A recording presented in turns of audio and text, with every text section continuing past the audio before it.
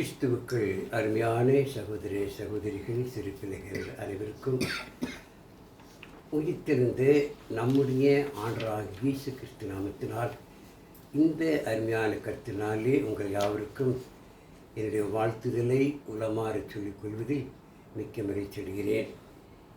அருமையான என் உடன்பிறப்புகளே, பாசத்துக்கும் பண்புக்குரியவர்களே, இந்த நாளிலும் நாம் பரலோகத்தின் தேவனை ஆவியோடும் உண்மையோடும் சாக்கியத்தை பெற்றமைக்காக நாம் தேவனுக்கு முதலாவது நன்றி செல்வோம்.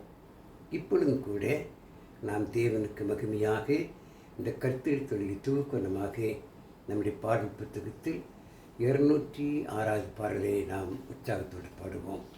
நான் பிரமித்து நின்று பேரன்பின் பிரவாகத்தை நோக்கி பத்தின பாடல். நான் பிரமித்து நின்று பேரன்பின் பிரவாகத்தை நோக்கி பார்த்தேன், என் உள்ளத்தில் மெய் சமாதானம் சம்பூரணமாயடைந்தேன். மாதுய உதிரத்தால் என் பாவம் நீங்க கண்டேன், என் இயேசுவின் ரட்சிப்பினால் நான் ஆறுதல் கண்டடைந்தேன். முன்னாளில் இவ்வாறுதல் காண ஓயாமல் பிரயாசப்பட்டேன். வீண் முயற்சி நீங்கின போதும் என் மீட்பரால் அருள் பெற்றேன். மாதுய உதிரத்தால் என் பாவம் நீங்க கண்டேன், என் இயேசுவின் ரட்சிப்பினால் நான் ஆறுதல் கண்டடைந்தேன்.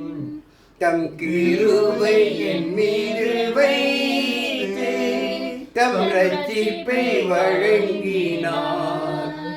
நான் அவரின் வார்த்தைக்கிணங்க நல்மீட்பையை அருளினார்.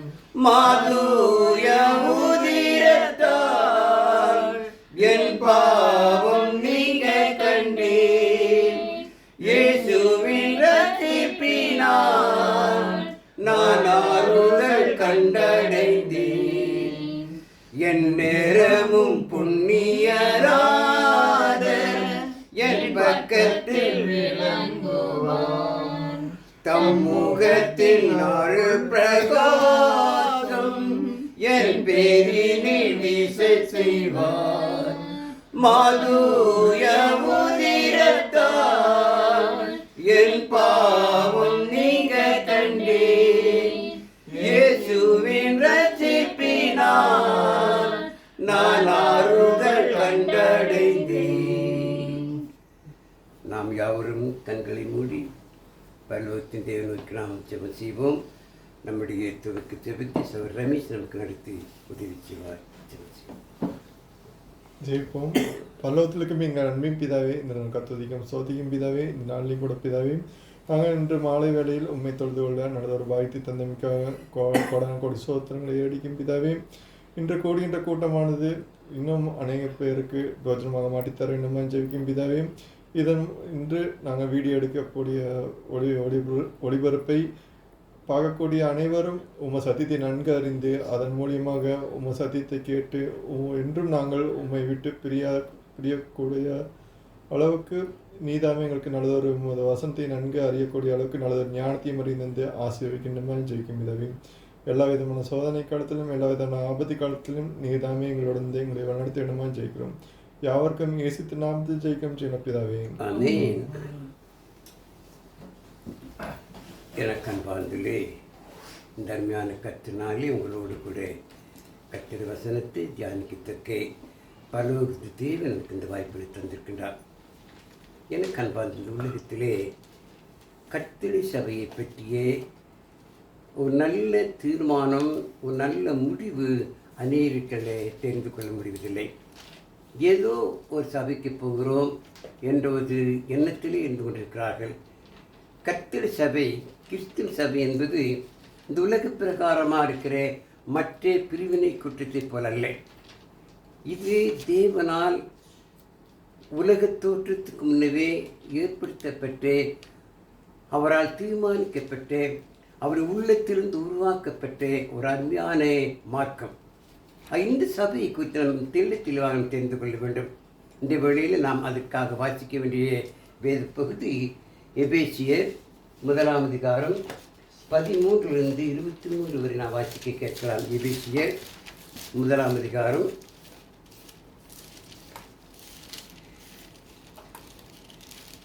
13 23 வரை வாசிக்கலாம்.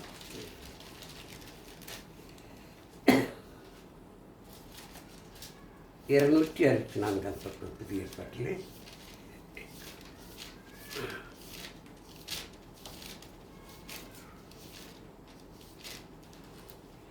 எபேசியர் 1ஆம் அதிகாரம் 13 23 வாசிங்க.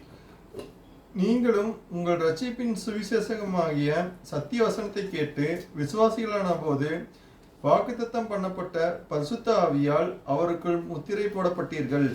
அவருக்கு சொந்தமானவர்கள் அவருடைய மகிமைக்கு புகழ்ச்சியாக மீட்கப்படுவார்கள் என்பதற்கு ஆவியானவர் நம்முடைய சுதந்திரத்தின் அச்சாரமாயிருக்கிறார்.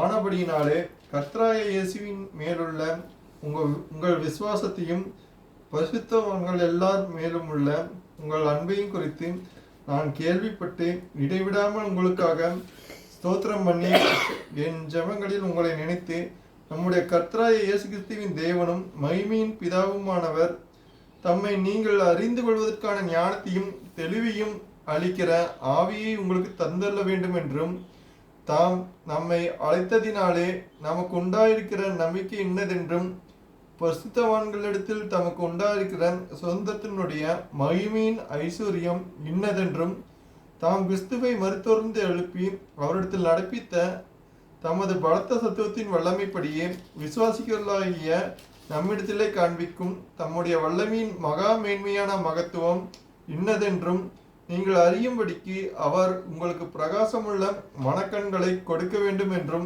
வேண்டிக் கொள்கிறேன். எல்லா துரைத்தனத்துக்கும் அதிகாரத்துக்கும் வல்லமைக்கும் கர்த்துவத்துக்கும் இம்மையில் மாத்திரமல்ல மறுமையிலும் பெயர் பெற்றிருக்கும் எல்லா நாமத்துக்கும் மேலாய் அவர் உயர்ந்திருக்கத்தக்கதாக அவரை உன்னதங்களில் தம்முடைய வலது பார்சத்தில் உட்காரும்படி செய்து எல்லாவற்றையும் அவருடைய பாதங்களுக்கு கீழ்ப்படுத்தி எல்லாவற்றையும் எல்லாவற்றாலும் நிரப்புகிறவருடைய நிறைவாகிய சரீரமான சபைக்கு அவரை எல்லாவற்றிற்கும் மேலான தலையாக தந்தள்ளினார். எனக்கு அன்பார்ந்தே பரிசுத்த பவுல் பரிசுத்த ஆவியானவர் ஏவப்பட்டு எபேசிய சபை மக்களுக்கு இந்த அருமையாக நிரூபித்து எழுதுகிறார். அதாவது சபையின் முக்கியத்துவத்தை நாம் ஒரு காலம் மறந்துவிடக்கூடாது. சபையின் முக்கியத்துவத்தை அலட்சியமாக எண்ணிவிடக்கூடாது. சபை பரலோக தேவனால் உருவாக்கப்பட்ட அவருடைய ராஜ்யம். ஆனால் இயேசு கிறிஸ்துவின் இரத்தத்தினாலே கழுவப்பட்டு இரத்தத்தினால் சம்பாதிக்கப்பட்ட அவருடைய சபை. இந்த சபையிலே நீங்கள் நான் என்ன செய்கிறோம்? அங்கமாக இருக்கிறோம். பாருங்கள், அதனால்தான் பவுல் கூறும்பொழுது பாருங்கள் 13ஆம் வசனத்திலே, நீங்களும் உங்கள் ரட்சிப்பின் சுவிசேஷமாகிய சத்திய வசனத்தை கேட்டு விசுவாசிகளான போது வாக்குத்தத்தம் எனப்பட்ட பரிசுத்த ஆவியால் அவருக்குள் முத்திரை போடப்பட்டீர்கள். முத்திரை போடப்பட்டோம். இன்றைக்கு நாம் கூட உலக பிரகாரமாக போஸ்ட் ஆஃபீஸ் சென்று ஒரு லெட்டரை இன்னொரு சகோதரனுக்கோ அல்லது நம்முடைய குடும்பத்தாருக்கோ அனுப்புகின்றோம். அந்த லெட்டர் என்ன செய்கிறார்கள்? அந்த அட்ரஸை பார்த்து உடனே அதுக்கு முத்திரை போடுகிறார்கள். முத்திரை போட்டால்தான் அந்த லெட்டருக்கு பவர் உண்டு, அது போக வேண்டியதுக்கு போய் சேரும். அதே போல் நீங்களும் நானும் பரிசுத்த ஆவியானவரால் முத்திரை போடப்பட்டோம். எப்பொழுது கர்த்தருடைய வசனத்தை கேட்டு அதை விசுவாசித்து பழைய பாமான் ஜீவித்திருந்து மனம் திரும்பி நான் விசுவாசத்தை வாயினால் அறிக்கை செய்து பாவம் மன்னிப்பு கண்டு நான் சாணம் பெரும்பொழுது பரிசுத்த ஆவியானவரை செய்கிறோம், நம் முத்திரை போடப்படுகிறோம். அதுதான் அப்போஸ்தலர்கள் முதலாக பேதுரு மூலமாக சுவிசேஷத்தை கேட்டு கீழ்ப்படிந்த மக்களுக்கு இப்படியாக அப்போஸ்தலர் கூறுறார். வாசிக்கலாம் பாருங்கள். அப்போஸ்தலர் 2ஆம் அதிகாரம் 38ஆம் வசனத்தை வாசிக்கலாம் பாருங்கள். அப்போஸ்தலர் 2:38 34-38 வாசிக்கலாம் பாருங்கள். ஆகையினால் நீங்கள் சிலுவையில் அறைந்த இந்த இயேசுவையே தேவன் ஆண்டவரும் கிறிஸ்துவும் ஆக்கினார் என்று இஸ்ரவேல் குடும்பத்தார் யாவரும் நிச்சயமாய் அறிய கடவர்கள் என்றான். இதை அவர்கள் கேட்டபொழுது இருதயத்திலே குத்தப்பட்டவர்களாகி பேதுருவையும் மற்ற அப்போஸ்தலரையும் பார்த்து, சகோதரரே, நாங்கள் என்ன செய்ய வேண்டும் என்றார்கள். பேதுரு அவர்களை நோக்கி, நீங்கள் மனம் திரும்பி ஒவ்வொருவரும் பாவ மன்னிப்புக்கென்று இயேசு கிறிஸ்துவின் நாமத்தினாலே ஞானஸ்நானம் பெற்றுக் கொள்ளுங்கள், அப்பொழுது பரிசுத்த ஆவியின் வரத்தை பெறுவீர்கள். இதுதான் பரலோகத்தின் தேவனுடைய அனாதி திட்டம், அனாதி தீர்மானம். நாம் என்றைக்கு கிறிஸ்துவுக்கு பிறக்கிறோமோ, என்றைக்கு விசுவாசிகளாக மாறுகிறோமோ, அன்றைக்கே பரிசுத்த ஆவியானவரால் நாம் முத்திரை போடப்படுகிறோம். பரிசுத்த ஆவியானவர் நமக்குள் இருக்கிறார். நான் இன்றைக்கு சொல்கிறேன் அல்லவா, திடீரென்று எமோஷன் மூலமாக கற்றுக்கிறார்கள் சத்தம். அதுவல்ல பரிசுத்த ஆவியானவர். பரிசுத்த ஆவியானவர் அமைதியாக நம்மோடு கூட எப்பொழுதும் தங்கி நமக்கு வேண்டிய ஒத்தாசைகளை, நமக்கு வேண்டிய உதவிகளை செய்கிறார். நமக்குள் பரிசுத்த ஆவி இருக்கிறார் பாருங்கள். அதைத்தான் பவுல் இந்த நிருபத்தில் எழுதுகிறார். நாம் தொடர்ந்து வாசிக்கலாம். 14ஆம் வசனத்தை வாசிக்கலாம் பாருங்கள். எபேசியர் 1:14. அவருக்கு சொந்தமானவர்கள் அவருடைய மகிமைக்கு புகழ்ச்சியாக மீட்கப்படுவார்கள் என்பதற்கு ஆவியானவர் நம்முடைய சுதந்திரத்தின் அச்சாரமாய் இருக்கிறார். அவருக்கு சொந்தமான யாருக்கு? பரலோகத்தின் தேவனுக்கு. ஆனால் இயேசு ரத்தத்தினால் கழுவப்பட்டவர்கள் தேவனுக்கு சொந்தமானவர்கள். அவருக்கு சொந்தமானவர்கள் அவருடைய மகிமைக்கு புகழ்ச்சியாக மீட்கப்படுவார்கள் என்பதற்கு ஆவியானவர் நம்முடைய சுதந்திரத்தின் அச்சாரமாயிருக்கிறார். இது உண்மை. இது நீங்கள் விசுவாசிக்கிறீர்கள். சபையின் முக்கியத்துவம் பாருங்கள். இதோ சபைக்கு வருகிறோம், பாடுகிறோம், ஜெபிக்கிறோம், தேவனுடைய வசனங்களை கேட்கிறோம், கர்த்தரை பந்தில் பங்கு பெறும், கர்த்தரை கொடுக்க. அத்தோடு அல்ல, இது பரிசுத்த ஆவியானவரால் முத்திரை போடப்பட்டது. அவர் நமக்கு அச்சாரமாக இருக்கு. இந்த முக்கியத்துவத்தை நாம் ஒரு காலம் மறந்துவிடக்கூடாது பாருங்கள்.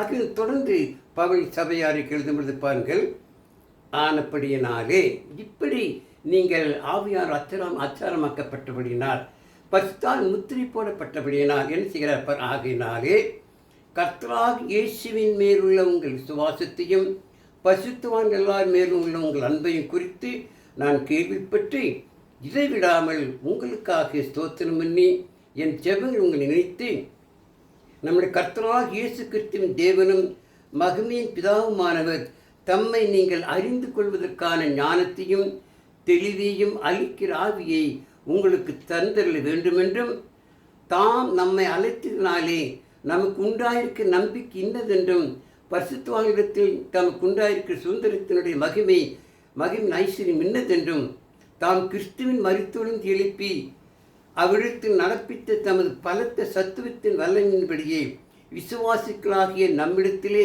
காண்பிக்கும் தம்முடைய வல்லமையின் மகா மேன்மையான மகத்துவம் இன்னதென்றும் நீங்கள் அறியும்படிக்கு அவர் உங்களுக்கு பிரகாசமுள்ள மனக்கண்களை கொடுக்க வேண்டும் என்று வேண்டிக் கொள்கிறான். பிரகாசமுள்ள மனக்கண்கள். இந்த இருதயம் பிரகாசமாக இருக்க வேண்டுமா? இந்த இருதயம் எப்பொழுதும் தேவனுக்கு ஏற்றதாக இருக்க வேண்டுமாம். ஏனென்றால் நீங்களும் நானும் தேவனுடைய பிள்ளைகள். ஆகவே கர்த்தருடைய சபையை நாம் அலட்சியமாக எண்ணிவிடக்கூடாது. இது முக்கியத்துவம் வாய்ந்தது, இது சிறப்பு வாய்ந்தது. இன்றைக்கு நேரத்தில் பரலோக தேவன் உலக தோற்றத்துக்கு முன்னுமே இந்த திட்டத்தை, இந்த தீர்மானத்தை அவர் உருவாக்கியிருக்கிறார். அதே அதிகாரத்தில் வாசிக்கலாம் பாருங்கள்.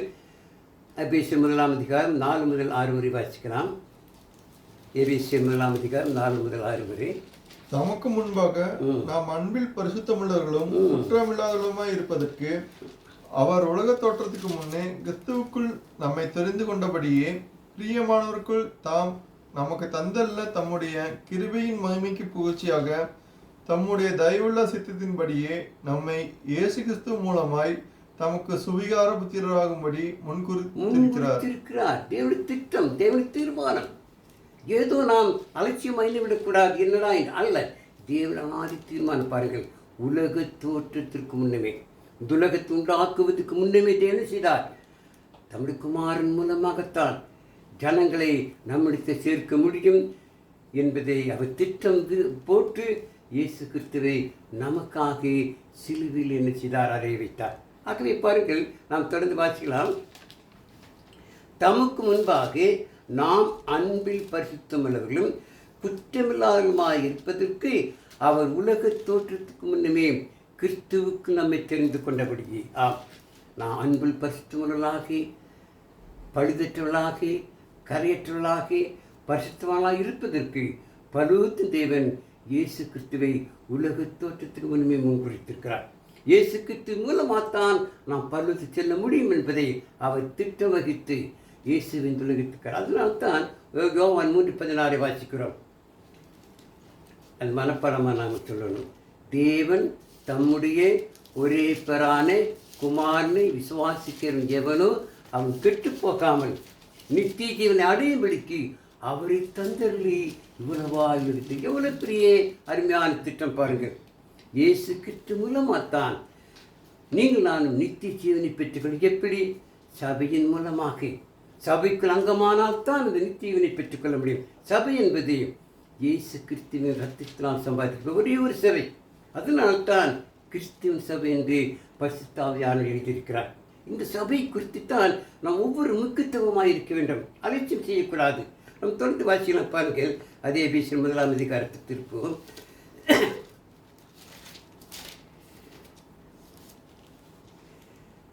20வது வசனத்தை வாசிக்கலாம் பாருங்கள். எல்லா துரைத்தனத்துக்கும் அதிகாரத்துக்கும் வல்லமைக்கும் கர்த்தத்துவத்துக்கும் இம்மையில் மாத்திரமல்ல மறுமையிலும் பெயர் பெற்றிருக்கும் எல்லா நாமத்துக்கும் மேலாய் அவர் உயர்ந்திருக்கத்தக்கதாக அவரை உன்னதங்களில் தம்முடைய வலது வருஷத்தில் உட்காரும்படி செய்து எல்லாவற்றையும் அவருடைய பாதங்களுக்கு கீழ்ப்படுத்தி எல்லாவற்றையும் எல்லாவற்றாலும் நிரப்புகிறவருடைய நிறைவாகிய சரீரமான சபைக்கு அவரை எல்லாவற்றிற்கும் மேலான தலையாக தந்தள்ளினார். சபை நிறைவானது, எல்லாவற்றிற்கும் எல்லாவற்றாலும் நிரப்புகளுடைய நிறைவான சபை.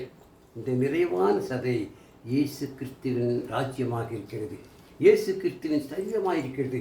இந்த சபைக்கு ஆண்டவராகிய இயேசு கிறிஸ்துவை தேவன் தலைவராக வைத்திருக்கிறார். இந்த கணிக்கு ஆட்சிக்காரர் சொல்லுவார்கள், சபைக்கு தலைவர் யார்? போப்பாண்டவர். மற்ற இனாமில் சொல்லுவார்கள், அவர் சபையிலே ஹெட் பாஸ்டர்ஸ் அல்ல. சபைக்கு தலைவர் ஆண்டவராகிய இயேசு கிறிஸ்து தான். கொலேசியர் 1 அதிகாரம் 18 வசனத்தை வாசிக்கும் பொழுது பாருங்கள். கொலேசியர் 1:18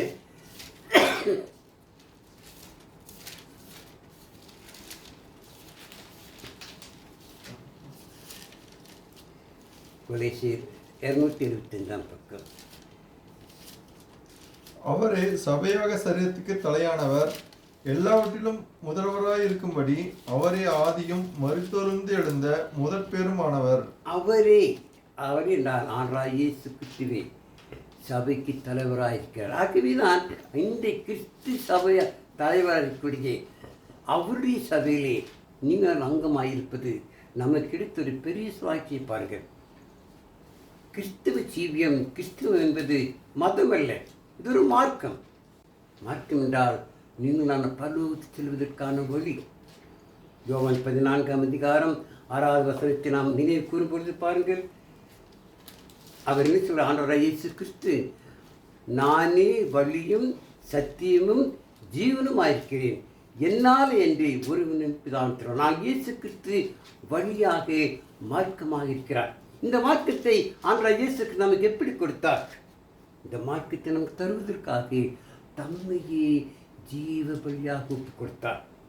தம்மையே நமக்காக என்ன செய்தார்? சிலுவை சுமந்தார், ரத்தம் சிந்தினார், மரித்தார், அடக்கம் பண்ணப்பட்டார். அவர் முன்னாள் உயிரோடு இருந்து இன்னைக்கு பரலோகத்தின் வலது பார்த்து அதைத்தான் பவுல் கூறுகிறார் பாருங்கள். நான் எபேசியர் 1 அதிகாரத்தை திருப்புவோம். எபேசியர் 1 அதிகாரம்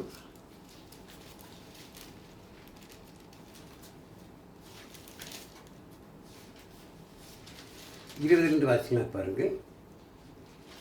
எல்லா துரைத்தனத்துக்கும் அதிகாரத்துக்கும் வல்லமைக்கும் கர்த்தத்துவத்துக்கும் இம்மையில் மாத்திரமல்ல மறுமையிலும் பெயர் பெற்றிருக்கும் எல்லா நாமத்துக்கும் மேலாய் அவர் உயர்ந்திருக்கத்தக்கதாக அவரை உன்னதங்களில் தம்முடைய வலது பரிசத்தில் உட்காரும்படி செய்து எல்லாவற்றையும் அவருடைய பாதங்களுக்கு கீழ்ப்படுத்தி எல்லாவற்றையும் எல்லாவற்றாலும் நிரப்புகிறவருடைய நிறைவாகிய சரீரமான சபைக்கு அவரை எல்லாவற்றிற்கும் மேலான தலையாக தந்தள்ளினார். அவரை உயர்த்தினார்.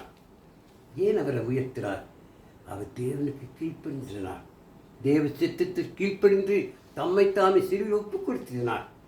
இதை குறித்து பிலிப்பினார் சபைக்கு எழுதி கொடுப்பாங்க. பிலிப்பியர் 2ஆம் அதிகாரத்துக்கு திருப்புவோம்.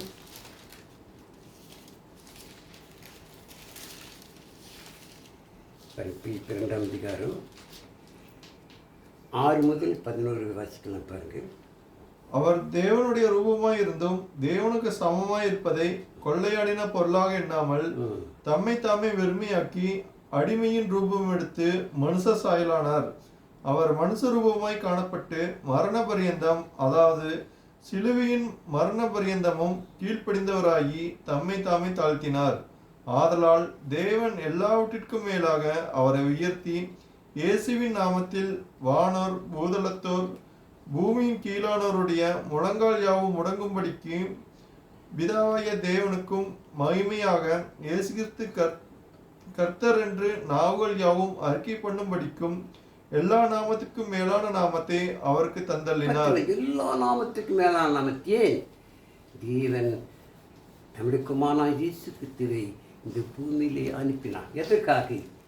உலக மக்களுக்காக அவர் சிலுவை சுமக்க வேண்டும், ரத்தம் சிந்தப்பட வேண்டும், சவுக்கால் அடிக்கப்பட வேண்டும், தலையில் முட்பூடி சூட்டப்பட வேண்டும்.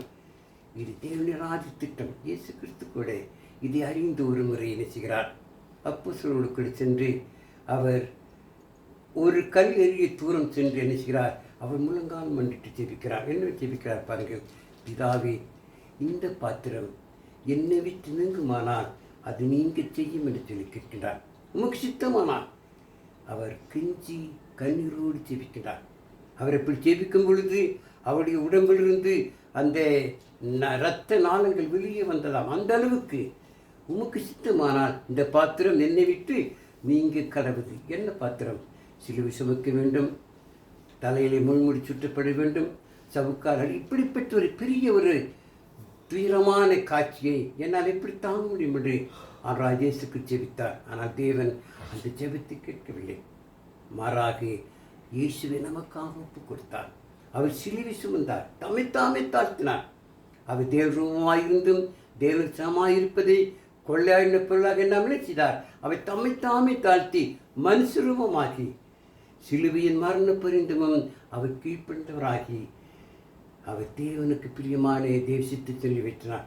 மரித்தார், அடக்கம் பண்ணப்பட்டார். தேவன் அவர் உயர்த்தி இன்றைக்குள்ளே என்ன செய்தார்? தேவனை வலது பார்த்து வீட்டிற்கு செய்து எல்லா நாமத்துக்கு மேலான நாமத்தை அவருக்கு தந்தார். இந்த பூமியில் நாம் எல்லாரும் முழங்கால் மன்றிட்டு அவரை கர்த்தர் அறிக்கை பண்ணும்படிக்கு தேவன் உயர்த்தினார். பாருங்கள், இப்படி உயர்த்தி அவர் ராஜ்யமான சபையிலே இன்றைக்கு நான் அங்கமாக இருக்கணும்னு சொன்னார். எவ்வளவு பெரிய சாக்கியம்! இதை நம்ம நினைச்சுக்கூடாது. அற்பமாக நீங்கள் ராகவே தான் சபை கூடுதல் நினைச்சுக்கூடாதாம். நான் விட்டு விடவே கூடாது. நாம் ரத்தத்தினால் சம்பாதிக்கப்பட்டிருக்கிறோம், ரத்தத்தால் விழுங்கி வாங்கப்பட்டிருக்கிறோம். நமக்காக நம்முடைய ஆண்டவர் ரத்தம் சிந்திருக்கிறாரே, ரத்தத்தினால் நாம் கழுவப்பட்டு பரிசுத்தமாக்கப்பட்டிருக்கிறோமே. அப்படி இருக்கும் பொழுது நாம் தேவனை விட்டு விலகலாமா? சபையை துச்சமாக நினைக்கலாமா? தவறாமல் வார வாரம் சபைக்கு வரணும். இது ஒரு மார்க்கம் பாருங்கள். வாசிக்கலாம். இப்போ எபிரேயர் 10ஆம் அதிகாரம் 19ஆம் வசனத்தை வாசிக்கலாம். எபிரேயர் 10ஆம் அதிகாரம் 19ஆம் வசனம். எபிரேயர் 10:19. இயேசு கிறிஸ்துவினுடைய சரீரம் ஒரே தரம் பலியிடப்பட்டதினாலே 19ஆம் வசனம். ஆகையால் சகோதரரே, நாம் பரிசுத்த ஸ்தலத்தில் பிரவேசிப்பதற்கு இயேசுவானவர் தமது மாம்சமாகிய திரையின் வழியாய் புதிதும் ஜீவனுமான மார்க்கத்தை நமக்கு உண்டு பண்ணினபடியால் அந்த மார்க்கத்தின் வழியாய் பிரவேசிப்பதற்கு அவருடைய ரதத்தினாலே நமக்கு தைரியம் உண்டாயிருக்கிறபடினாலும் தேவனுடைய வீட்டின் மேல் அதிகாரியான மகா ஆசாரியர் நமக்கு ஒருவர் இருக்கிறபடினாலும் துர்மனசாட்சி நீங்க தெளிக்கப்பட்ட இருதயமுள்ளவர்களாயும் சுத்த ஜலத்தால் கழுவப்பட்ட சரீரமுள்ளவர்களாயும் உண்மையுள்ள இருதயத்தோடும் விசுவாசத்தின் பூரண நிச்சயத்தோடும் சேரக்கடவோம். அல்லாமலும் நம்முடைய நம்பிக்கையை அறிக்கையிடுகிறதில் அசைவில்லாமல் உறுதியாயிருக்க கடவும் வாக்குத்தத்தம் பண்ணினவர் உண்மையுள்ளவராய் இருக்கிறாரே. மேலும் அன்புக்கும் நற்கிரியைகளுக்கும் நாம் ஏவப்படும்படி ஒருவரை ஒருவர் கவனித்து சபை கூடி வருதலை சிலர் விட்டு விடுகிறது போல நாமும் விட்டுவிடாமல் ஒருவருக்கொருவர் புத்தி சொல்ல கடவோம். நாளானது சமீபித்து வருகிறதை எவ்வளவாய் பார்க்கிறீர்களோ அவ்வளவாய் புத்தி சொல்ல வேண்டும். இவ்வளவு முக்கியத்துவம் பாருங்கள். இயேசு கிறிஸ்து நமக்காக தம்மையே ஒப்பு கொடுத்து அவருடைய மாம்சமான திரையின் வழியாய் நமக்கு புதிதும் ஜீவனமான மார்க்கத்தை உண்டு பண்ணினார். இந்த புதிதும் ஜீவன மார்க்கம்தான் கர்த்தர் சபையில் அங்கமாயிருப்பது. இந்த அங்கமாக இருந்து மரணமாக இருந்தால்தான் அந்த பரலோக பாக்கியத்தை பெற்றுக்கொள்ள முடியும். எனக்கு அன்பாந்திலே, கிறிஸ்தவம் ஒரு மதம் அல்ல. இன்றைக்கு மற்ற பிரிவினை கொடுத்தார்கள். மதத்தின் அடிப்படையில் தான் சடங்காச்சாரங்களையும் பாரம்பரியம் பின்பற்றி மற்ற மதத்தைப் போல, முஸ்லீம் மதத்தைப் போல, இந்து மதத்தைப் போல இன்றைக்கு அவர்கள் நினைக்கிறார்கள். அநேக பண்டிகைகளை அனுசரித்து வருகிறார்கள். அது மதம். ஆனால் நாம் அப்படி இல்லை. நம் மார்க்கத்தின் வழியாய் பிரவேசிக்கிற மார்க்கம் இயேசுக்கு ரத்தத்தில் உருவாக்கப்பட்ட மார்க்கம். பாருங்கள், இந்த சபையை குறித்து, இந்த மார்க்கத்தை குறித்து சொல்லும் பொழுது பாருங்கள், நாம் தொடர்ந்து வாசிக்கலாம். இது கர்த்தருடைய மார்க்கமாக இருக்குது. பாருங்கள், வாசிக்கலாம். அப்போஸ்தலர் 18 அதிகாரம் 25 வசனத்தை வாசிக்கலாம். பாருங்கள், இது கர்த்தருடைய மார்க்கம். அப்போஸ்தலர் 18:25 வாசிக்கலாம். பாருங்கள், அவன் கர்த்தருடைய மார்க்கத்திலே உபதேசிக்கப்பட்டு பரிசுத்த பவுல் அல்லது அப்போஸ்தலர் கர்த்தருடைய மார்க்கத்தை குறித்து உபதேசித்தார்கள். அதே அது 26 வசனத்தை வாசிக்கலாம். பாருங்கள், தேவனுடைய மார்க்கம் சொல்லப்படுகிறது.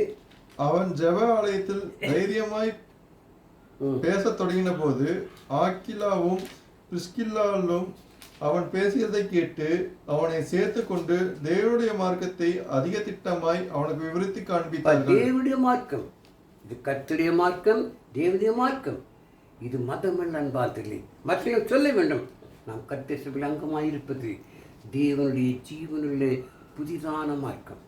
இந்த மார்க்கத்தை குறித்து நாம் அற்பமாய் நினைவில். அதனால்தான் நாம் தவறாமல் சபையிலே கூடி வர வேண்டும். சபையிலே கூடி கர்த்தருடைய வசனத்தை கேட்க வேண்டும். கர்த்தருடைய பந்திலே பங்கு பெற வேண்டும். நன்கு பாட வேண்டும், ஜெபிக்க வேண்டும். தேவனின் ஆசீர்வாதம் தேவனுக்கு கொடுக்க வேண்டும். இதிலே நாம் நினைச்சிக்கூடாதாம், தயக்கம் காட்டக்கூடாது, அற்பமாக எண்ணிவிடக்கூடாது. அப்பொழுதுதான் நாம் தேவன் நெருங்கி ஜீவிக்க முடியும். அந்த பரலோக பாக்கியத்துக்கு தகுதி மக்களாக இருக்க வேண்டும். பாருங்கள், இன்றைக்கு அநேகர் ஏனோ தான் இருக்கிறார்கள். சபைக்கு வருவதில்லை. சபை குறித்த அக்கறை காட்டுக்கு ஏதோ அற்பமாக, அதுவல்ல உண்மை. நாம் முக்கியத்துவம் காட்ட வேண்டும். சபை குறித்த அந்த தாகம், சபை குறித்த அந்த ஆர்வம் நமக்கு. அதனால்தான் பரிசுத்தர். இன்னும் பாருங்கள், இது மதமல்ல மார்க்கம். இது குறித்து நாம் தொடர்ந்து வாசிக்கலாம். இது நீதியின் மார்க்கம். 2 பேதுரு 2 அதிகாரம் 21 வசனத்தை வாசிக்கலாம். பாருங்கள்,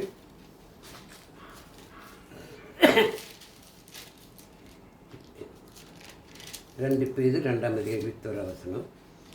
அவர்கள் நீதியின் மார்க்கத்தை அறிந்த பின்பு தங்களுக்கு ஒப்புவிக்கப்பட்ட பரிசுத்த கற்பனையை விட்டு விலகுவதை பார்க்கிலும் அதை அறியாதிருந்தார்களானால் அவர்களுக்கு நலமாயிருக்கும். பார்க்கலாம், இப்போ நம்ம எல்லாரும் என்ன செய்கிறோம்? நீதி மார்க்கத்தை அறிந்திருக்கிறோம். இந்த நீதி மார்க்கத்தை அறிந்த பிற்பாடு இதில் ஒப்புவிக்கப்பட்டு பரிசுத்த கற்பனையை நாம் விட்டு விலகுவோம் என்றால், விலகுவதை பார்க்கிலும் அதை அறியாதிருந்தானால் அவருக்கு நலமாயிருக்கு. தெரியாமலே, சபைக்கு வராமலே, சத்தியத்தை கீழ்ப்படியாமல் இருந்தால் நலமாயிருக்குமா? நாம் நீதி மார்க்கத்தை தெரிந்து சபையில் அங்கமாகி அது அக்கில்லாமல் போனார். அடுத்த வருஷத்தில் வாசிக்கலாம். பாருங்கள், நாய் தான் கக்கினதை தின்னவும் கழுவப்பட்ட பன்றி சேற்றிலே பொருளவும் தெரிமினது என்று சொல்லப்பட்ட மெய்யான பழமொழியின்படியே அவர்களுக்கு சம்பவித்தது. நீதி மார்க்கத்தை அறிந்து, சத்திய மார்க்கத்தை அறிந்து, புதிதும் ஜீவன மார்க்கத்தை அறிந்து, தேவன் பிரியமாக ஜீவிப்பதை விட்டுவிட்டு நான் விலகி போவோம் என்று சொன்னார். எப்படிப்பட்ட நிலைக்காகிறோம்? நாய் தான் கக்கினதை தின்னவும் கழுவப்பட்ட பன்றி சேற்றிலே பொருளவும் திரும்பினது என்று சொல்லப்பட்ட மெய்யான பழமொழியின்படியே அவர்களுக்கு சம்பவித்தது. பாருங்கள், பன்றியை எவ்வளோ தான் குளிப்பாட்டி சுத்த எங்கே தான் போகுமா? சேற்றில் தான் போகும். நாம் தேவனுடைய பிள்ளைகள் பரிசுத்தமாக்கப்பட்ட நாய் தக்கின தினத்தனை எப்படி அசிங்கமாக இருக்குது? அது போல தான் நாம் கிறிஸ்துவுக்கு பிறந்த பிற்பாடு, நீதி மார்க்கத்தை அறிந்த பிற்பாடு, சத்திய மார்க்கத்தை அறிந்த பிற்பாடு நாம் இதை அலட்சியம் காட்டுவோம் என்று சொன்னார். சபைக்கு வராமல் ஏதோ வாரத்தில் மாதத்தில் ஒரு முறை, மாதத்தில் 2 முறை வருவோம் என்று சொன்னார். அது தேவனுடைய பார்வையிலே அது மிக மிக ஒரு பாவமான காரியம். ஆகவே தான் நாம் சபைக்கு முக்கியத்துவம் காட்டுவோம். சபைக்கு தவறாமல் வர வேண்டும். இது சத்தியமாக பாருங்கள். இன்னைக்கு அன்றைக்கே தவறான போதனை போதித்து சத்தியமாக்கி தூசிக்கிறார்கள். வாசிக்க பாருங்கள். அதே 2 பேதுரு 2ஆம் அதிகாரம் 2ஆம் வசனத்தை வாசிக்க பாருங்கள்.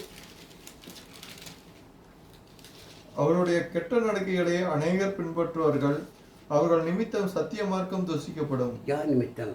இந்த கள்ளத்திற்கு மேலே வசனத்தை வாசித்த கள்ளத்திற்கு மூலமாக தவறான போதனை போதிப்பிரமாக என்ன செய்து சத்திய மார்க்கம் தூசிக்கப்படு. ஆகவே நாம் கவனமாக இருக்க வேண்டும்.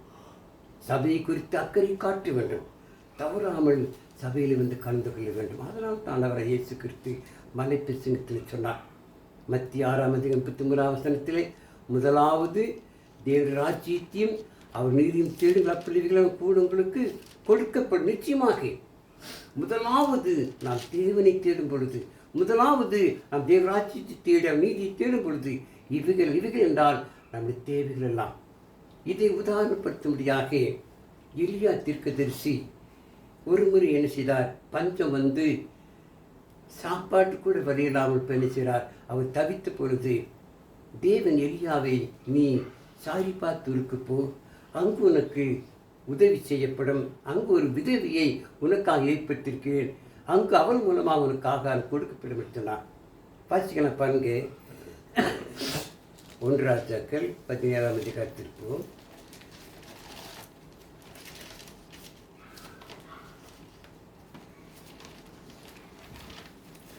1 ராஜாக்கள் 17ஆம் அதிகாரத்தில்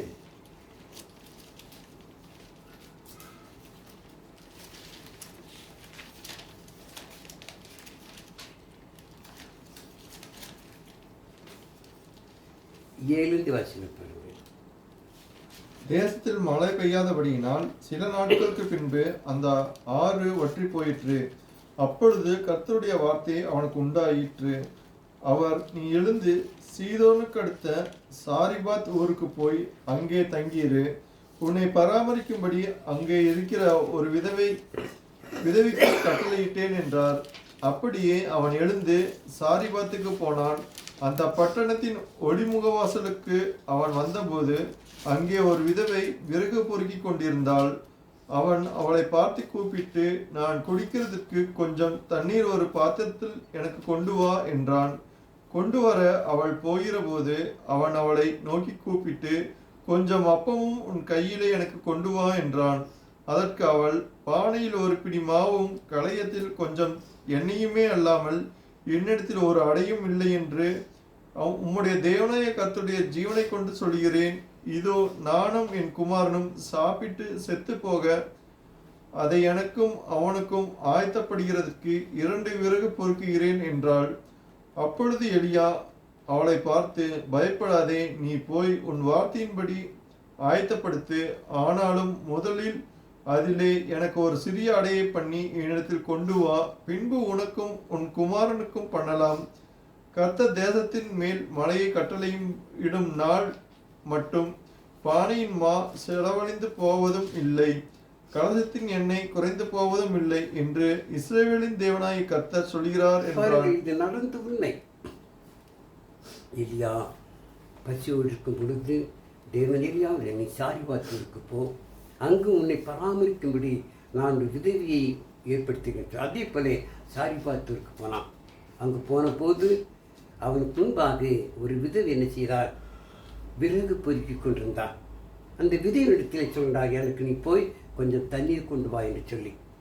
உடனே அவள் தண்ணீர் கொண்டு வரும்போது கையில் என்ன செய், ஒரு அப்பத்தை சுட்டு எனக்கு கொண்டு வா என்று சொல்லும் பொழுது அவள் சொன்னான், அந்த விதவை சொன்னான், இதோ என் வீட்டிலே ஒரு பிடி மாவு தான் இருக்கிறது, வேறு மாவு கிடையாது.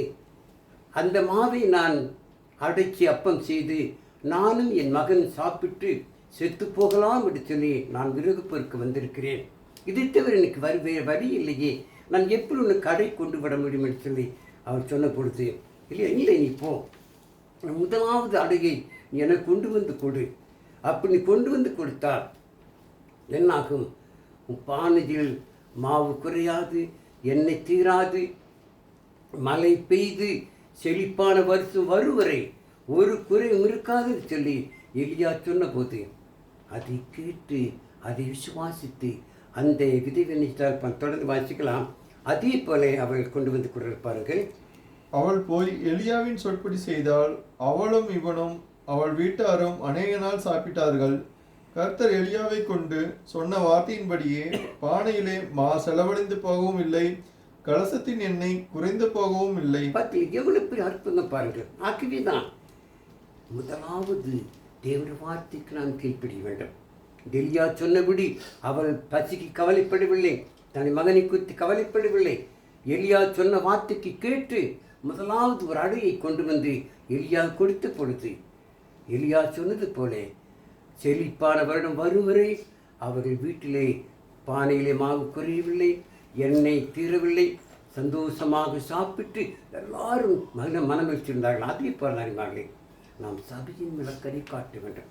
அதனால் தான் முதலாவது தேவ ராஜ்யத்தையும் அவர்களையும் தேடுங்கள், அப்போது இவைகள் என்றால் நம்ம தேவைகள் எல்லாம் நாம் கவலையப்படக்கூடாது. நாம் தேவனுடைய பிள்ளைகள், தேவன் ஒருபோதுமே கைவிட மாட்டார். நாம் நினைப்பதற்கும் கேட்பதற்கு மேலாக அவர் நமக்கு உதவி செய்வார்.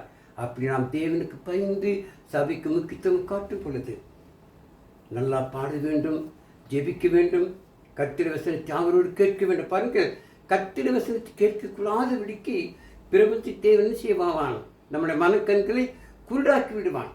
இன்றைக்கு அநேகரை பாருங்கள், கர்த்தருடைய வசனத்தை கேட்பது போல பார்த்துருப்பாங்க. ஆனால் என்ன ஆகும்? மனசில் எங்கேயோ போயிட்டு இருக்கும். தடு குடும்பத்தை குறித்து, தம்முடைய பிள்ளைகளை குறித்து. அதுவல்ல உண்மை. நம்முடைய மனக்கண்கள் நம்முடைய முழு இருதயத்தோடும் நாம் பருவத்தை நிச்சயம் வாசிக்கணும். பாருங்க, 2 கொரிந்தியர் 4ஆம் அதிகாரத்தில் போவோம்.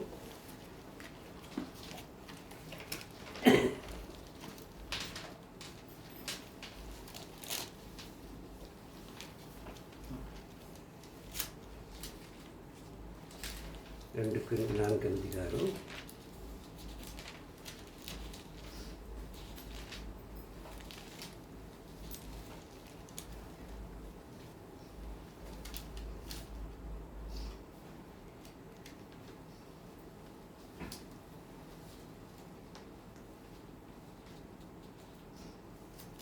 4ஆவது வாசிக்க பாருங்க. தேவனுடைய சாயலாய் இருக்கிற கிறிஸ்துவின் மகிமையான சுவிசேஷத்தின் ஒளி அவிசுவாசிகளாகிய அவர்களுக்கு பிரகாசமாயிராதபடிக்கு இப்பிரபஞ்சத்தின் தேவனானவன் அவருடைய மனதை குருடாக்கினான். இப்பிரபஞ்சத்தின் தேவன், பிரபஞ்சத்தேவன் யார்? பிசாசு. அவருடைய மனதை குருடாக்கினான். இன்றைக்கு அறிஞர் பிடித்தார். சத்தியை தெரிந்து கொள்ளாதபடி, சத்தியத்தை விசுவாசிக்கும்படி தேவ வார்த்தை கீழ்ப்படி விழிக்கிறார்கள். இன்னைக்கு தவறான போதனைக்கும் கற்பனைகள் கடுமையாக. அதோட என்ன அர்த்தம் என்றால், பிரபஞ்சத்தின் தேவன் அவருடைய மனக்கண்களை குருடாக்கி. நாம் அப்படி இல்லை. நாம் பிரகாசமுள்ள கண்களைப் போல, நாம் தேவனுக்கு பிரியமான மக்களைப் போல நாம் தேவனுக்கு பிரியமாக ஜீவிக்க வேண்டும். சபையின் முக்கியத்துவத்தை அறிந்து நாம் சபைக்கு தவறாமல் வந்து நாம் என்ன செய்யணுமாம்? தேவனை தொழுது கொள்ளாகவே சபையின் முக்கியத்துவத்தை நாம் பெற்றுக்கொள்வதற்காகத்தான் தர்மியான இந்த பகுதியை நாம் இப்படி ஆராய்ந்து பார்த்தோம். சபை எவ்வளவு முக்கியமானது. இது ஜீவனுள்ள தேவனுடைய மார்க்கம், இது சத்திய மார்க்கம், இது கர்த்தருடைய மார்க்கம், நீதியின் மார்க்கம். ஆக இந்த மார்க்கத்தில் அங்கமாயிருக்கிற நாம் மரண பந்துமையாயிருந்து தேவனுக்கு பிரியமாய் ஜீவித்து அந்த பரலோக பாக்கியத்தை பெற்றுக்கொள்ளே தேவன் வீழ்ச்சிவாராக. தேவன் தாமத வசனத்தையும் கேட்டு நம் அனைவரும் ஆசிப்பார். கண்பார்ந்த கவனத்துக்கு என் நன்றியை நான் சொல்லிக்கொள்கிறேன். இது கேட்கிறவர்கள் கூட மற்றவர்கள் கேட்கும்படி செய்யணுமாம். அவர்கள் சப்ளைஸ் பண்ணுங்கள், அது மற்றொரு பிரயோஜனமாக இருக்கும். நாம் ஜெபம் செய்வோம். இரக்கம் நிறைந்த நீங்கள் பரலோக பிதாவே, இந்த நாளிலும் உமது அருமையான வசனங்களை ஆராய்ந்து பார்க்கத்தக்கு தேவரை தந்தவுடைய மேலான பெரிதான கிருபிக்காக உம நன்றியோடு கொடுத்திருக்கிறோம். பிதாவின் இந்த நாளிலே கூட முதுக்குமானாய் இயேசு கிறிஸ்து ரத்தத்தினால் சம்பாதிக்கப்பெற்ற அந்த சபையிலே நாங்கள் அங்கமாயிருப்பது எங்களுக்கு கிடைத்த ஒரு பெரிய கிருபை. இதன் முக்கியத்துவத்தை நாங்கள் ஏதோ அலட்சியமாக எண்ணிடாதபடி நாங்கள் சபையை குறித்து முக்கியத்துவங்களாக இருப்பது நிச்சயமையா. சபையிலே நாம் தொடர்ந்து நாங்கள் தவறாமல் கலந்து கொண்டு உமக்கு பிரியமாக ஜீவிக்க உதவி செய்யும். கேட்டு உள்ளங்கள் ஆசிரித்து காத்துக்கொள்ளும். எங்கள் பாவங்களை தயவாக மன்னித்தள்ளும். எல்லாவற்றையும் இயேசுவின் மூலம் ஜெபிக்கிற நல்ல பிதாவே, ஆமென்.